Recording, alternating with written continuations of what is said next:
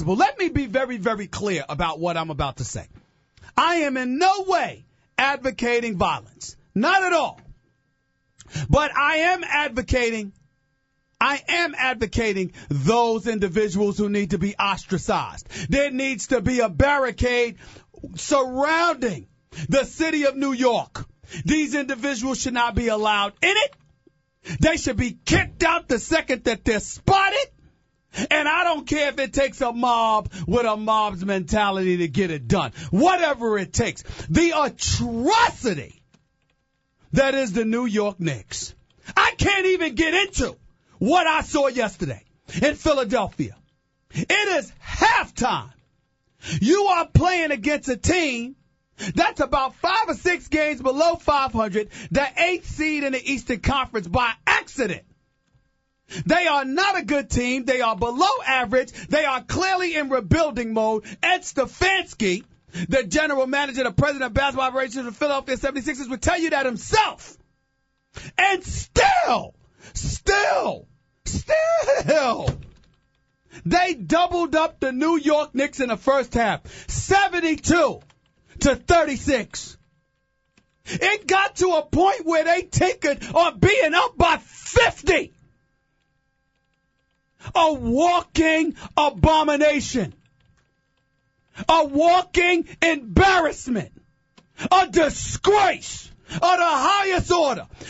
They are so damn pathetic. I'm ashamed to be in the same building as the New York Knicks right now, which is where we do this radio show. We have the audacity to do the radio show from Madison Square Garden. Hopefully we don't start itching, get contaminated or something. Just a disgrace. I don't know what to say. It is that horrible what we witnessed. It's one thing to get blown out by Boston. That was embarrassing in and of itself weeks ago. But to have that happen against the Philadelphia 76ers for the second time this season is embarrassing. Eddie Curry, rumors about him going to Miami Heat. Pat Riley knocked that down. I say Isaiah Thomas, look, do what you got to do. Take the expiring contracts of Ricky Davis and Jay Williams. Offer Eddie Curry to Miami for free. Offer him for a bag of chips for crying out loud. I got some cheese doodles right here, the wise cheese doodles. I got it right here. Got it right here. Offer it because he's not worth that. That would be a bargain. Pathetic. Jamal Crawford, that please.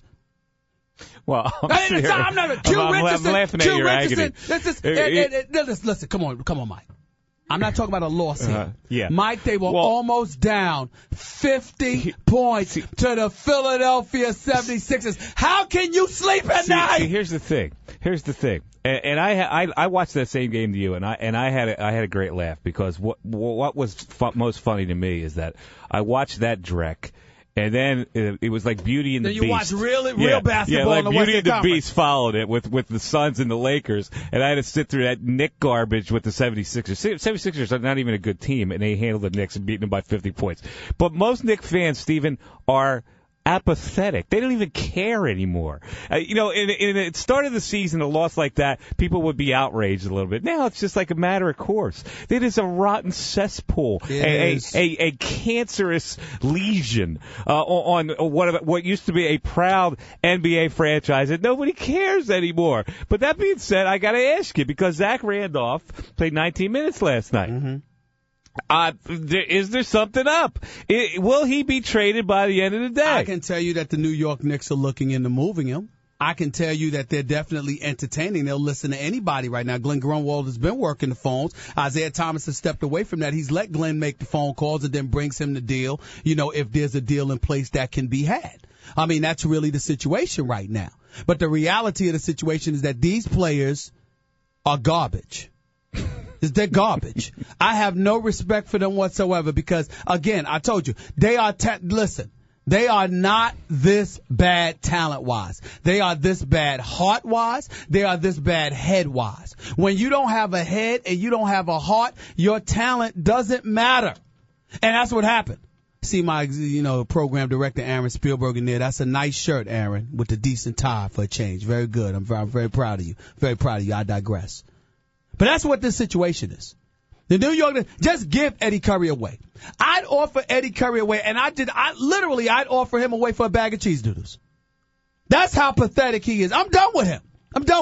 And I know that you got the Zach Randolphs of the world, any Eddie Currys of the world that sit there and talk about how frustrated they are because they don't get the ball. You got a 3 p.m. NBA trading deadline today. It expires in 50 minutes.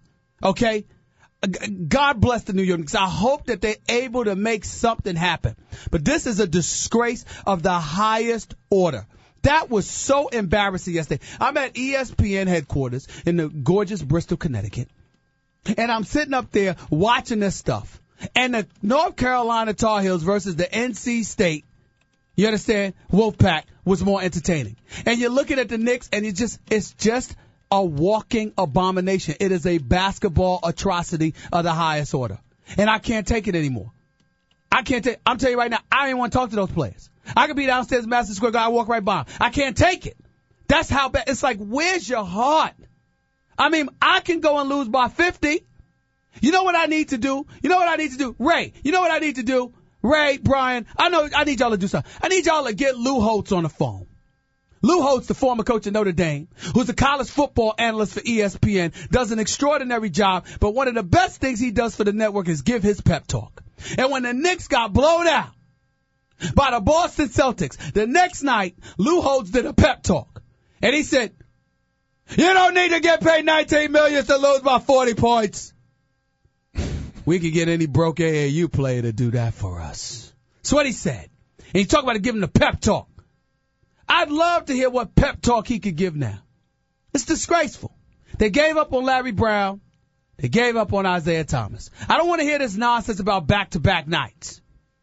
I don't want to hear it. It means nothing. You played a Washington Wizards team without Gilbert Arenas and Caron Butler and still needed overtime to beat them.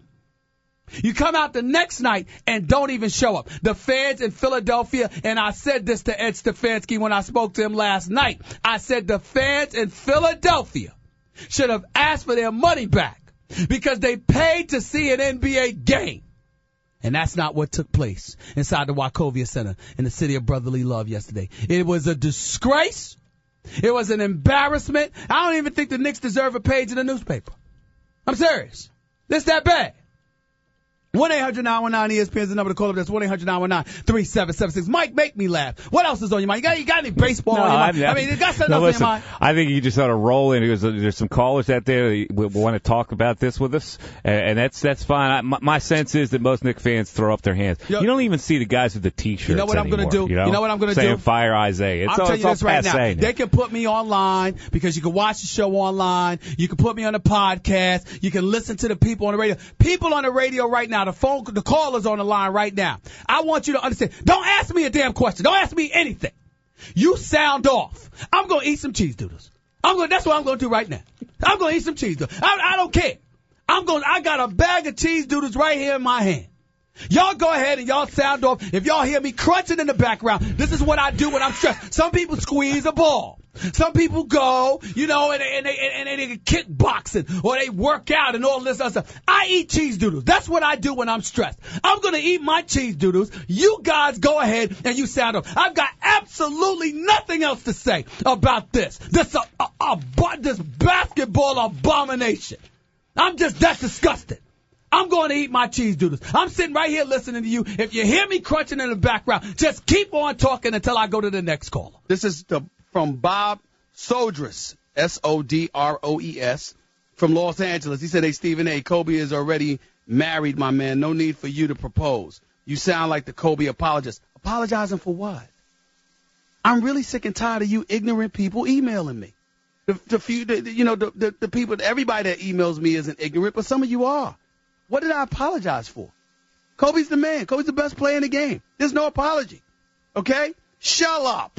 Daniel Rizek in Tulsa, Oklahoma writes, Stephen A., please do not give me more Pettit stuff. I can't take it no more. And by the way, why would you put Mr. Broken Pinky Bryant above Dallas or the Diesel or even above New Orleans? First of all, New Orleans is young and experienced, okay? They're wet behind the ears. Their breath smells like Similac. I can't see them making noise in the postseason, although I like them. They've got a bright future, and Chris Paul is dynamite. I love him, okay? When you look at the Diesel, he's only going to be 36 years of age. age and attrition has kicked in. I'm sorry. I'll take Kobe's hurt pinky over that right now.